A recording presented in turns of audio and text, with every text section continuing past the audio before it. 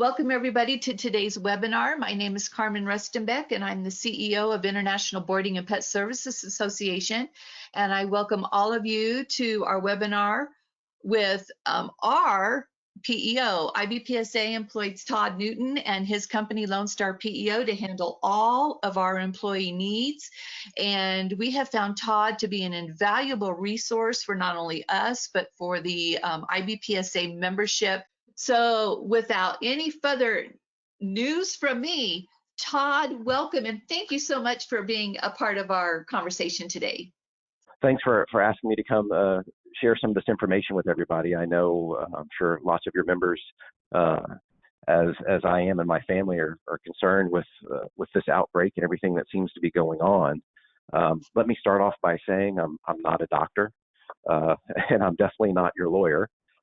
But I am here just to explain some of the things that we have received and updates that we have from our association and put that kind of in a business light to see how some of these things may be affecting your members and their facilities and what to do in these times.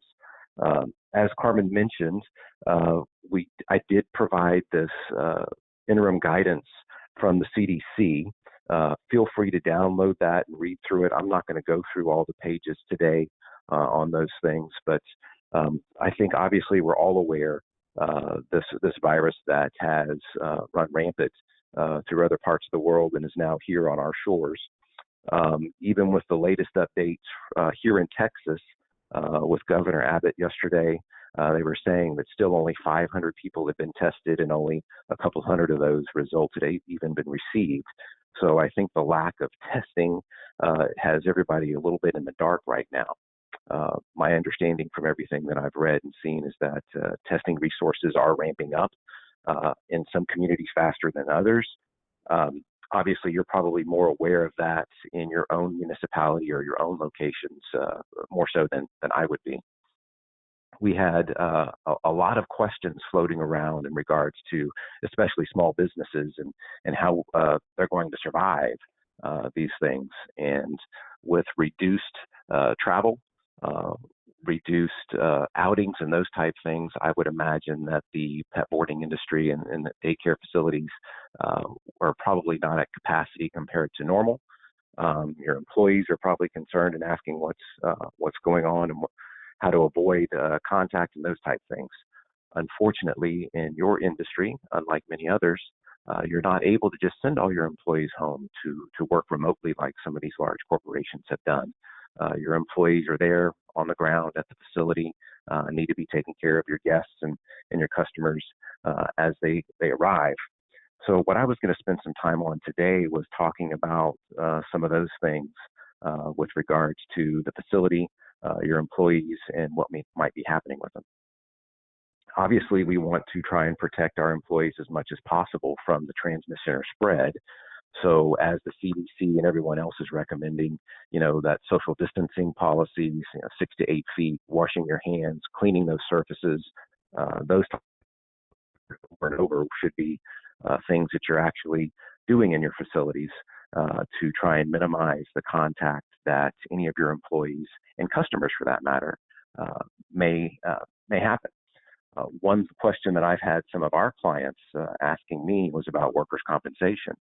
And it is true, yes, if you have an employee that is contacted by an infected patient and is diagnosed with this virus, workers' compensation could, in fact, pay for their medical treatment and lost wages.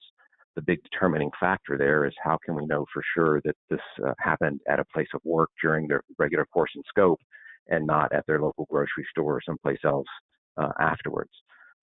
As the virus is being tracked, they may be able to pinpoint with some accuracy some of those points of infection, but as it becomes more widespread, that would become more and more difficult. So those safe practices, whether those employees are at your facility or at their own home, going about their daily lives, should be observed. Yesterday, we heard Trump and the feds come in and say to try and restrict gatherings to 10 or more. We've seen several cities close bars, restaurants, other places like that where we would have lots of lots of contact.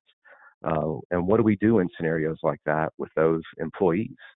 The Fair Labor Standard Act is fairly clear in that, if you have an hourly employee that is not working, there's no need for you to pay them. Again, many large corporations that have large bank accounts and cash reserves and those type things have come out publicly and said that they're going to pay their retail type employees or other employees, even though they're not working. I don't know that that's viable again for the pet care industry with you guys working on such tight margins and such small budgets and things, that's feasible for you. We just heard yesterday that the House had passed an HR 6201, which is going to be setting up some temporary expansion of the Family Medical Leave Act, also going to create a temporary paid sick leave program. They're going to be funding these things with Social Security and Medicare tax cuts to employers. The other thing that's in this bill is that the COVID-19 testing and treatment will be covered 100% by all insurance carriers, which is great if you have health insurance. And it still leaves a question about those employees that are out there that do not have any type of medical care, medical coverage, and what should they do. Obviously, the big guidance from the CDC and everyone else involved with that is if you feel like you're sick or you have a fever, specifically a fever and a dry cough, maybe some tightness in your lungs, stay home. Don't come into work. And also, more importantly, don't just go to the hospital. The reports that I've seen, at least here in Texas, they're recommending that you call your family physician, you call an urgent care, or you call the emergency room ahead of time so that they can be prepared for anyone that may be contagious walking through the doors.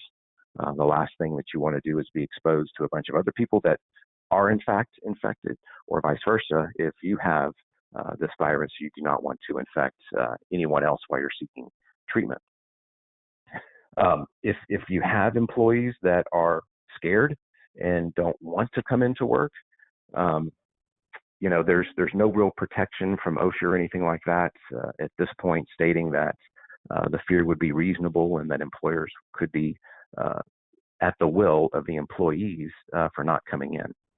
Hopefully your employees understand the measures that everyone's taking to keep everybody as safe as possible and going to be coming into work and being cautious so that you can still continue to operate your facilities. I would imagine, again, that if you have reduced guests, then you should be able to maybe operate on a lower scale or a skeleton type crew for those that are still open and going to be providing services throughout this ordeal. Trump yesterday came out and said that we could expect some of these things to be in place and having issues through the summer, which is a big turnaround compared to what they were saying just a few weeks ago. So that caught, I think, a lot of people off guard in the last couple of days with just this kind of turnaround with his guidance and things that are going on out there. One question that we've had from, again, some of our clients in different industries is regards to salaried employees and what to do about them if they aren't earning any revenue, and how do they continue to pay their salaried employees and benefits and those things. Hopefully, this House Bill 6201 will be passed quickly back through the Senate, and some relief will be out there in the next week or so in regards to reduced taxes. But in the meanwhile, everybody still has bills to pay and employees to pay and those type of things. One of the links that Carmen has shared was a frequently asked questions from the Department of Labor in regards to a pandemic. And it has a great series of questions and answers on there. One of those is specifically dealing with the salaried employees. In a typical scenario where a salaried employee is sick and unwilling to come in or unable to come in, you can dock them that pay for that individual day that they were not able to come to work. In a scenario such as this pandemic that we were up against, if an employer is telling their employees to stay home, or they've been mandated to stay home by the local municipality, state, or feds. A salaried employee generally should be paid for that first 5-day period because it is not the employee's issue. They are able and willing to come to work. It is the employer saying, do not come into work. With that said, having been in this industry of managing employees for the last 20 years, this is really an unprecedented scenario that we're facing. And while our regulators are there to ensure that businesses are following the rules, I don't believe, honestly, that the big bad government is going to come down and be penalizing small business owners that are trying to have their business survive through this difficult time and this unusual time. It's just not something that anyone has ever seen before, and almost impossible for somebody to be prepared for what has been happening and what's going to come over the next couple of weeks as we see these infections increase. And hopefully we have been able to take the proper measures timely so that we can prevent as much of the spread as possible. Workplace safety is another big concern that some of our clients and customers have been talking about. What can you do to try and help ease the minds or lower the spread of the infection if somebody at your workplace is infected? Since this has been declared a pandemic by the World Health Organization, as an employer, you are allowed to take employees' temperatures. Maybe you would want to start scanning employees with a thermometer that you touch on their forehead or the ears, those type things. Normally, medical exams are not something that an employer would do, but in this case of a pandemic, the CDC is saying that employers may want to look at implementing those things. Obviously, washing hands, those type things, as I mentioned before. Masks and respirators. I think, most of the advice that I've been seeing or hearing out there was that employers shouldn't need to or don't need to provide those type items to their employees. Many times OSHA has requirements that if you're going to provide some type of respirator or mask, you need to make sure that the employees are trained and that the fitment is proper, and something that you and your staff are probably not up to speed on in regards to meeting those requirements. If your employees have a mask or a respirator that they have at home and they want to bring it in, it's really kind of up to you as to whether or not you would want them wearing or utilizing those devices while they're there in your facilities. I think it's been pretty clear. I don't know how many times they've said it, but the distancing is the main item. The virus, I was told, will live somewhere up to 3 hours on any given surface. One of our clients was talking about deliveries, and they recommended that if you're having products and things delivered into your facilities, once the driver drops them off, let them sit there for a few hours. Don't immediately go and open them, because by doing that, you would have allowed the virus to die off before any one of your staff actually comes in contact with that packaging. That was a unique item that I hadn't actually thought about when somebody mentioned that to me just yesterday. The other thing is pay attention to your local news to see what may be happening in your area. San Francisco out in California has been taking some very dramatic steps, as has New York.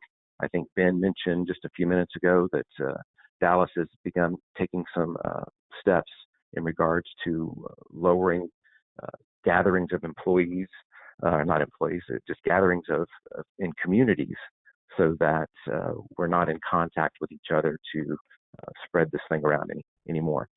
Restaurants, coffee shops, bars, those type things are all being recommended that we avoid them. And in fact, here in San Antonio as well, most restaurants have shut down and are going to be closed for the next 15 or so days for anything other than takeout food. So must be a perfect storm or something that the Grubhub delivery folks are really going to enjoy, because now anytime somebody is going to eat out, they're going to have it delivered, or they're going to have to pick it up.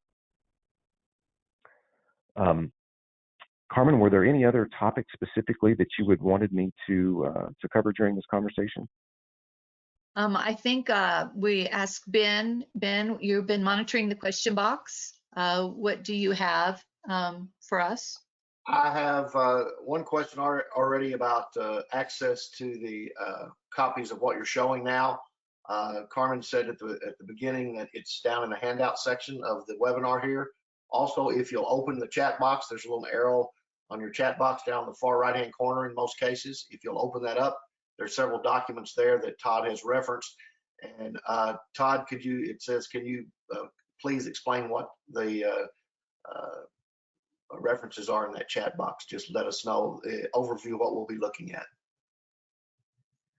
Sure. Carmen, is that you pulling them up right there? Yeah, hang on a second. I'm trying to, the links in the chat box, they can't see the chat box, so I had to create a Word document. So. Okay. So these are some resources that I had pulled together, sent over to Carmen just yesterday.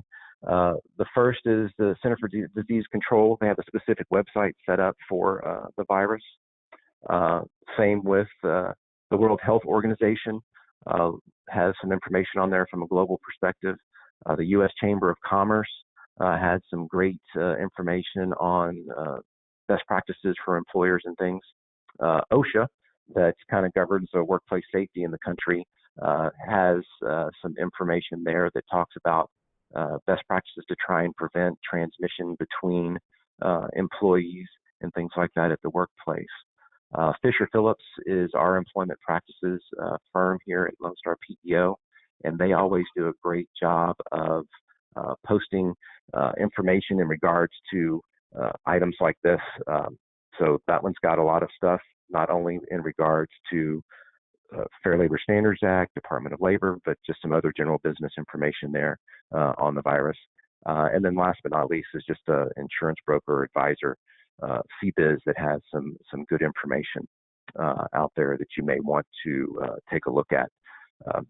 As we've all seen, these things are being changed and updated almost daily because of the information that's coming out of Washington and around the world, for that matter.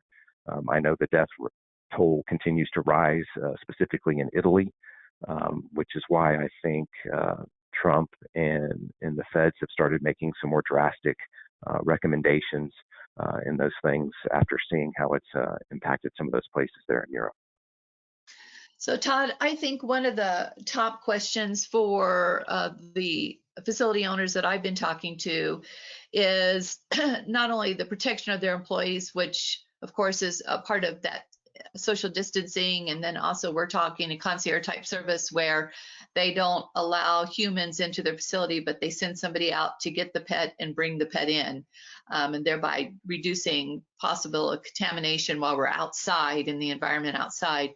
But also, I have an employee, and there's been two things shot around in general with all small business owners, and I think each small business owner has to look at it for their own business. But for best practices purposes, let's say I'm a facility owner and one of my employees or a member of one of my employees' families has come up positive for COVID-19, and now my employee needs to make a decision not to come to work, but it could hurt them financially. From an employer perspective, if I went ahead and chose to go ahead and pay my employee those 2 weeks that they're going to be gone, to pay them, because if I don't, it's going to hurt my employee. But at the same time, I don't know that I have the finances to do that.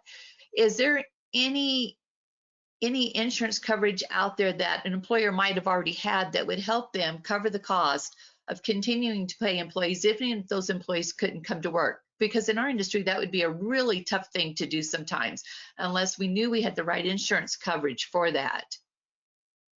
And I don't even know Sure, if that's Carmen, that's a great question. As a matter of fact, I was speaking with one of our insurance consultants about those exact things just yesterday. And here's what I found out. There's two different issues here that in regards to the virus and the transmission. First would be transmission from one of your employees to a potential customer or a vendor. Theoretically, if it again could be pinpointed that your employee or their family was sick and they transmitted the infection to someone else outside of your organization, you could be held liable for those things. And your general liability policy may contain a bodily injury provision that would allow for some coverage to happen. It just depends on the state and the form and the policy that you're in as to whether or not there may be coverage for something like that. So you may want to reach out to your insurance agent and see exactly how that general liability bodily injury provision reads in your particular policy. The other is going to be the employees and loss of business income and what would happen in that scenario.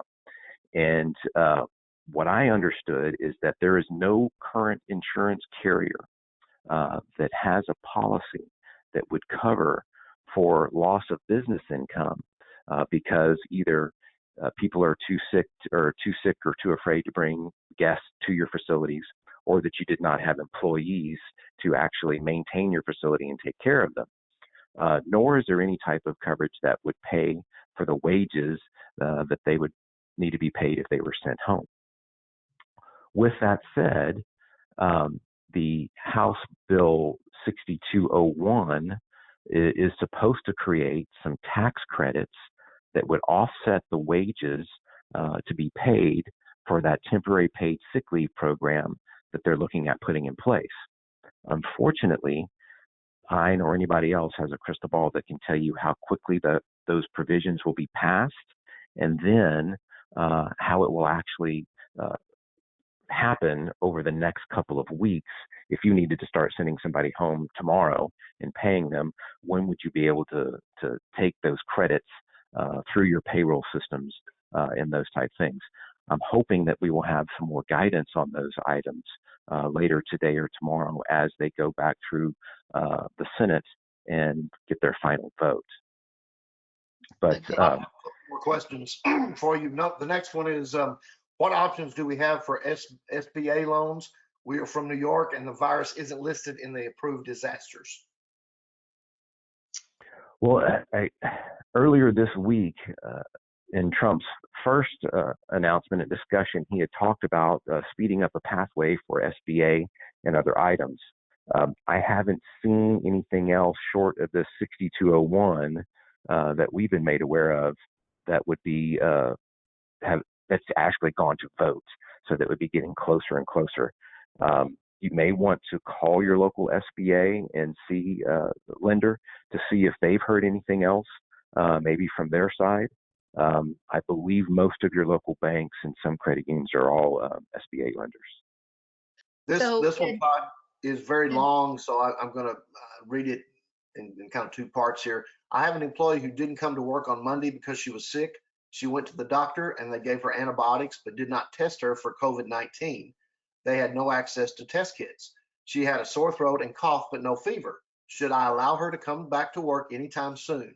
What rights do I have to keep her away if she and her doctor says it's okay for her to return?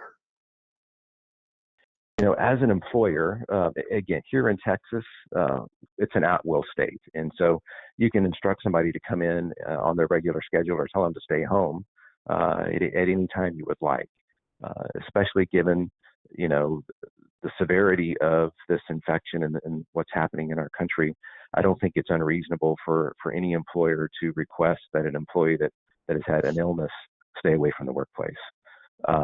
But I think the good news there is you said that there was no fever and the physician didn't test her. I'm not quite sure if it's clear just because they didn't believe she had the proper symptoms, or if it flat out was they just didn't have access to a test. I know the testing is ramping up with some of these drive-through testing facilities in other places, but I still believe the latest word is that there were going to be some kind of testing orders and things that needed to either come from a doctor or a physician, or you needed to be over 65 or meet certain requirements They just don't have a test available for every person that may want to walk in and get a test. Okay. I wanted to move back to the SBA loan for a moment. I am working with a facility here in New Mexico that was advised that, first of all, if they needed a loan to cover business expenses for the coronavirus, they had to prove, first of all, that they could not get a loan from any other lender. But no matter what, they should file an expression of interest document to the SBA before they moved on to anything else. So as of yesterday, they were filing that expression of interest document to the SBA. That's as far as it got in the last 24 hours. So that is what was recommended from the person from the Chamber of Commerce here in the city they lived in, and for New Mexico. I'm assuming the SBA is pretty much consistent across the entire United States. So it would be interesting to know if in this expression of interest document, which I have not seen, so I don't even know what is in that document, if this would be of any help at all for small business owners who are suffering from loss of revenue for whatever reason, and how the SBA may or may not be able to help you. So I just wanted to put that little bit out there. Also, I understand that we're having some download issues. Someone wants you to close TJ Word doc. Okay. I'm closing the Word doc. And we're back to the PDF. Does that help to write in the question box? Yes. Okay, sorry folks. We're doing things a little bit different today. Normally we're using PowerPoint. Today we're using PDF, and I'm trying to get information to you. We thought we could load it into a chat box, but I've had somebody send me a picture and the chat box is not available for that Word document. I'm going to load up here shortly with the PDF that I loaded in the handout section, so you'll be able to have access to those right away today. We'll also make sure that it's in the member dashboard for you. Ben, do we have any more questions? Todd, if you suspend health insurance due to sending your employees home, what are the criteria and responsibilities for payment of premiums? Well, typically, health insurance is a month-to-month type health insurance policy. So if you have employees that are enrolled at the beginning of the month here in March, you've paid that premium on March 1st, that coverage is going to last through to the end of the month.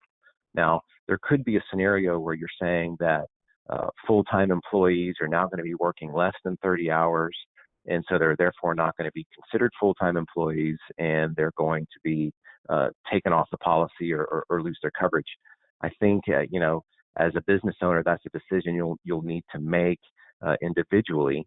I would say that most employers are going to try and keep those benefit packages in place for their full-time employees, but it may be just a scenario where you just don't have enough customers that you need a full-time employee. If you're going to switch that, I would wait and work through a couple of payroll cycles to see what that eligibility is going to be for the number of hours that those employees are working. Most insurance carriers require that an employer pay at least 50% of the employee's only cost for the lowest price plan that you offer.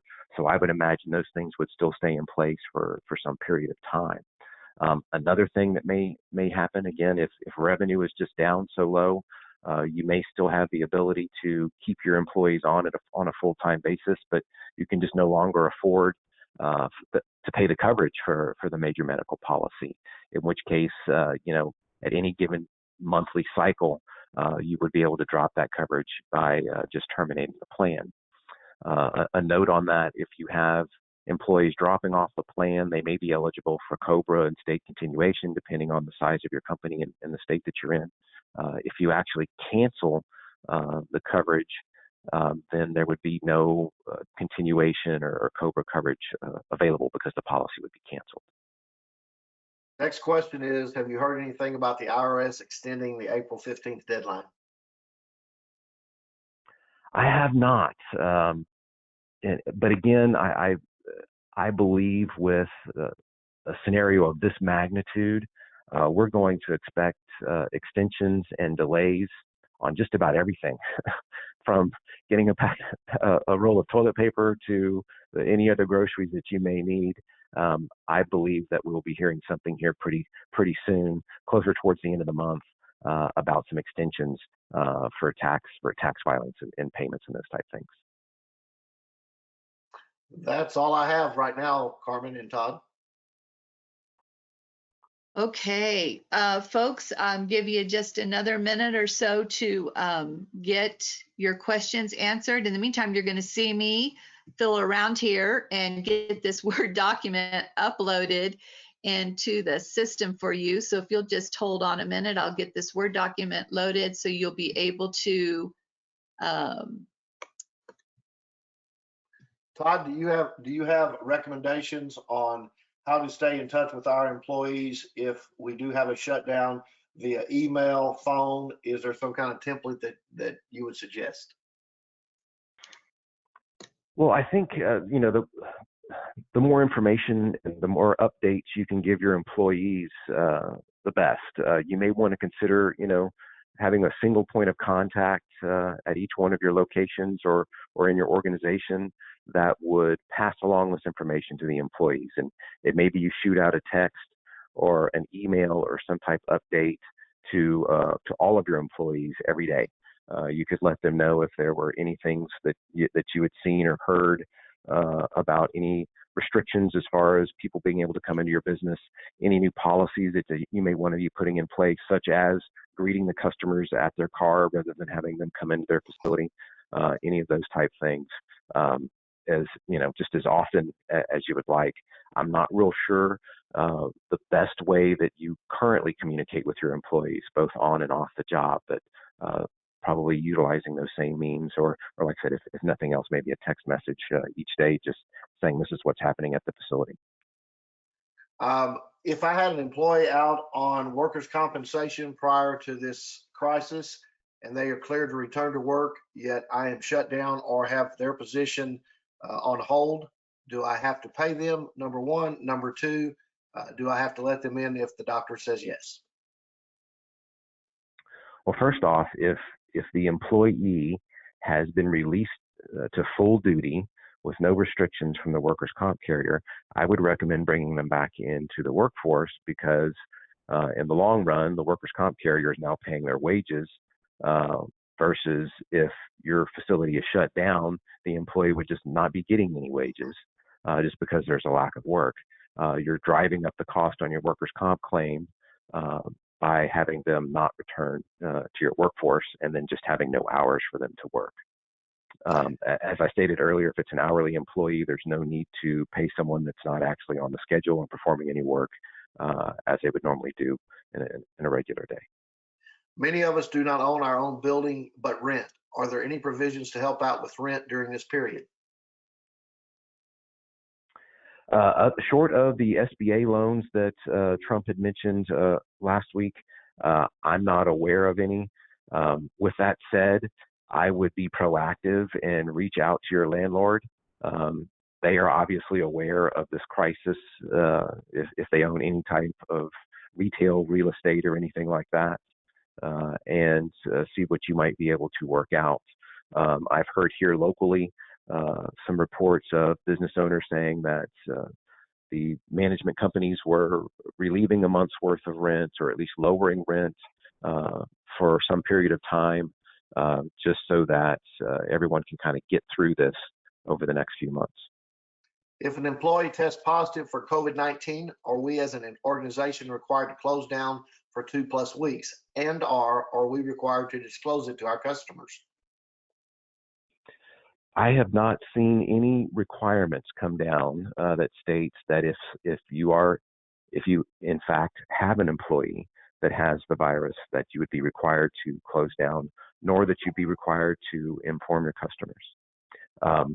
You may want to keep an eye on the CDC website with this. If they have some rules that are going to come down in regards to those type things, they should be posted there. and they would do so as soon as that becomes one of their recommendations. I think, again, the hope is that with the measures that they put in place, they're going to stop the spread, and therefore we'll have less and less infected employees or the potential to have those at your workforce. A couple of you are having trouble getting some of the documentation Carmen's pushing out. If that's the case, I will have our media person push it out to you this afternoon or make it available in another means, because I've had a couple of you say you still cannot get the Word docs. Yeah, I will load them in the on the member dashboard under notes. So when you log in, look for your notes tab, and you'll see a CDC, the PDF, and the document loaded there. As soon as this webinar is over, I'll go do that. And it takes just 30 seconds for me to load that in the dashboard for you. So you'll have access to it right away through the member dashboard. Perfect.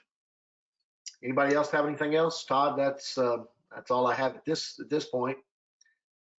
Oh, I did want to mention one other thing in regards to my conversation with our insurance consultant. He did say, in light of this outbreak, that there have been various states across the country preparing insurance forms for the Department of Insurance to review. So there may be some type of insurance coverage to protect an employer on this type of an outbreak going forward. He estimated that it would probably be sometime in 2021 before the states had worked through what they call the forms, the filings for the various Department of Insurances. Other states before an insurance carrier would decide if they wanted to actually come up with a insurance plan for a outbreak of a virus or any other pandemic type of event. So he kind of said there was no need to have fire insurance until someone's house burnt down. And so now that these states, the Department of Insurance, and these carriers are aware of this type of scenario, they may be developing some coverage that could help you out in the future. It's just something, again, you may follow up with your insurance agent on at a later date or something like that to see if anything ever comes of it. Todd, this came in actually on my phone and not on the chat box here. I remember just text me and asked me if they have 24-hour coverage and they lessen that coverage down to just during regular business hours during the day, do they still have to pay that person that would have been working the 24 hours? I think you answered that, but that's the question. So if they are an hourly employee, they would only need to be paid their hours that they're actually working at the facility. So if they went from 7 hours a day to 1 hour a day to no hours, then they would be paid accordingly. If they are a salaried employee and their shift is to work the night shift, so to speak, again, the FLSA would say that you should pay them for that first week, those first 5 days. And then after that, if they're not working for a week or more, you are not required to pay them any longer. And that information is in that Department of Labor frequently asked questions on the pandemic. One of the links that's on there specifically discusses the differences between salary and hourly employees when your facility is closed. And this one is a three-parter here. It says, my business is mostly private instruction. What do I need to know? The private instruction takes place in client's home. Well, I think the biggest thing there is just caution to make sure that the homes that you're going into don't have anyone infected, so that the employees that you're sending in there would be tied up in an environment where that virus is present. Again, the self-distancing, maybe really focusing more time on the animal, less time and staying away from the humans, no shaking hands and those type things. I did hear again from someone yesterday that this virus cannot be spread from humans to dogs. So I guess that's a good sign for you guys in your industry. But just those caution measures to make sure that if there is a house that you're going to that may have an infection, that your employees are being as safe as possible. Someone would like you to go over the 5-day pay rule that you were referring to earlier. Okay, so it looks like this particular link didn't come through on the information that Carlin had provided. So this is the departmentoflabor.gov/agencies/WHD/FLSA pandemic.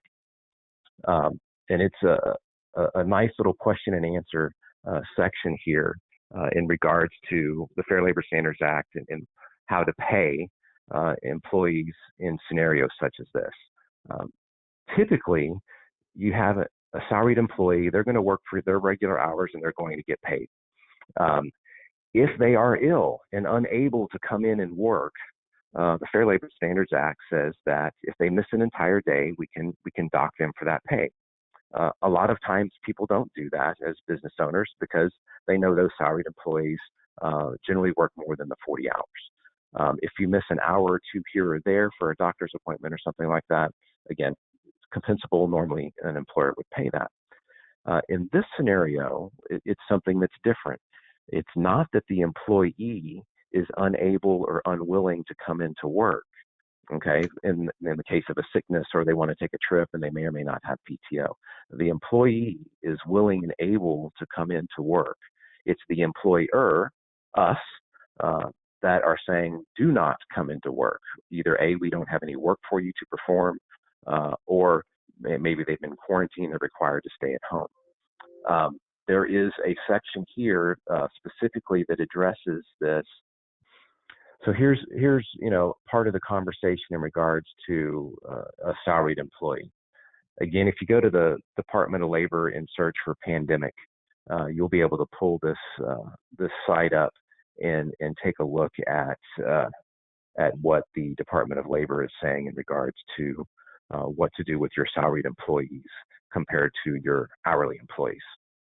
Todd, they say, so does the 5-day pay rule just apply to salaried employees and not hourly? That is correct. An hourly employee only needs to be paid for the hours that they are actually on site working.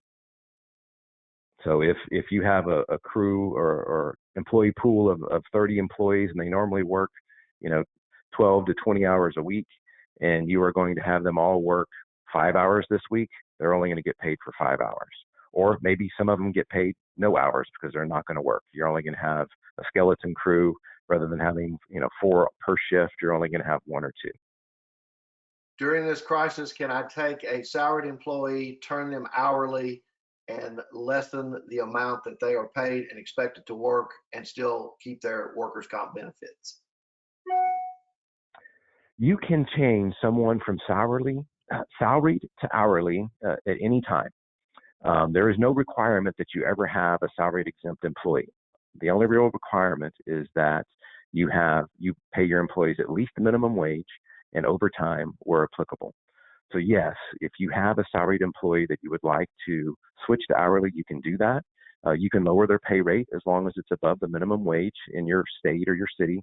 The thing to be cautious about, though, is you don't want to go back and forth a bunch of times. What the Department of Labor can come in and say is if you're switching someone multiple times between salary and hourly, that there really have always been classified as hourly, and you're just trying to avoid the overtime calculation.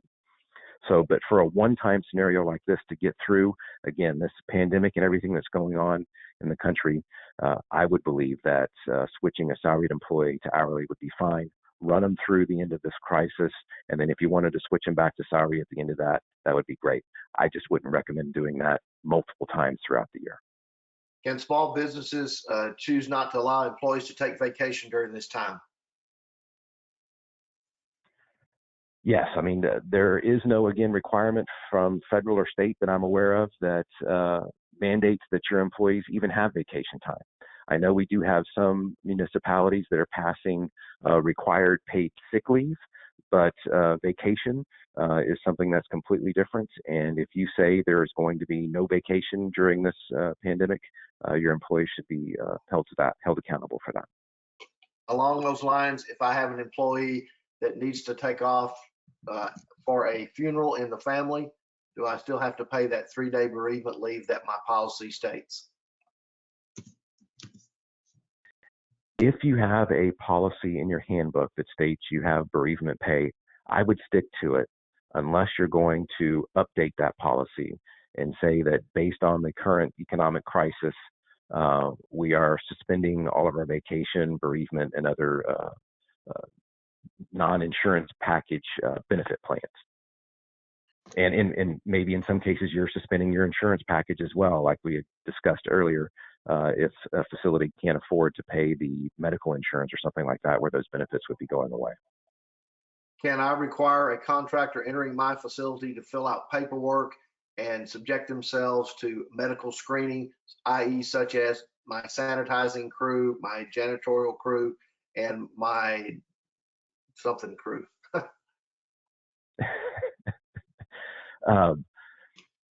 Again, I haven't heard any guidance on this. Typically, as an employer, you would not want to medically screen your employees or others.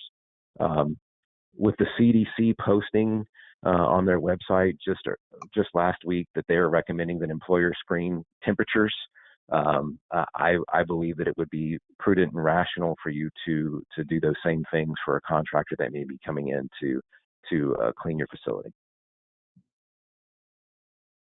Okay, we're caught up again, kids. All right, well, those are some great questions today for sure.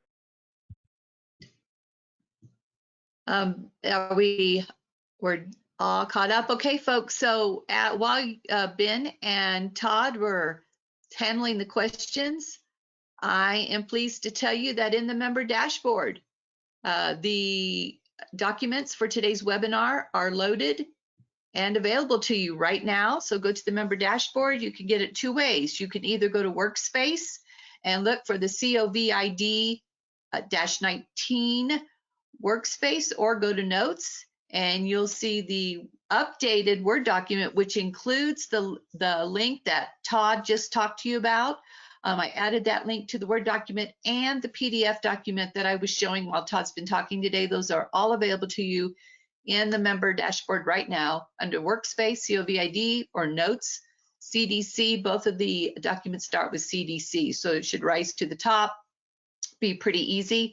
Also, I set the system up so that it would notify you that the workspace was up and I tagged it. So as soon as you log into your dashboard, you should see that workspace show up somewhere right there on your dashboard since I tagged it to the membership. Todd, thank you for the information that you've given us today. I appreciate that. Folks, as more information comes from Todd in the form of documents, I will be uploading those documents directly into that workspace for COVID-19 so that you have those documents immediately. And the way I have it set up, as soon as a new document's loaded, it will notify you by email that a new document is loaded. So thank you, Todd. I appreciate it. Your expertise has been invaluable through this situation, and we look forward to hearing from you again in the near future. Well, you're welcome, Carmen. And if anybody comes up with any other questions over the next day or two, once you have time to digest some of this information, feel free to shoot them into Ben and Carmen. They'll contact me, and I'll be happy to answer those, do some research for you, and get back to you as well. Okay. Thank you. Goodbye, everyone. Wish you a great week. Bye-bye.